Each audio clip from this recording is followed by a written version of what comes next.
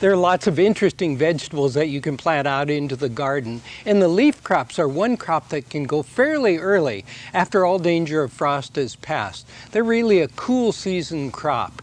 And there are several different types. Of course, all kinds of lettuce do exceptionally well.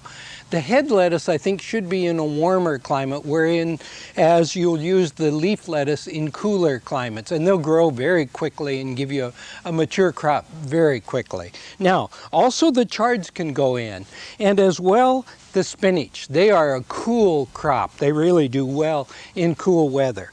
Also keep in mind that if you're growing pak choi or similar oriental vegetables, they'll take warm weather, so don't plant them now. Also, the beets can go in because remember, we eat the greens of beets.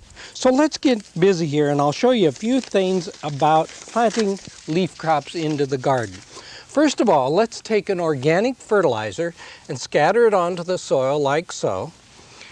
And then is what I'm going to do. You could take a rake if you want to, but what I'm going to do is just mix this by hand, because I find it very easy to do that way, like so. Got it fairly level there. And then all we need to do is to read the back side of the seed packet, read all the directions. And I always find that the bottom side of the seed packet is the side that opens easiest. See how easy that opened? Now this lettuce seed, as you can see, is fairly small, quite dark too. So what I'm going to do is to scatter this out at the tips of my fingers like so. Boy, I don't really need quite that many seeds. However, there are two things you can do when you get them close like that. One thing is a leaf crop.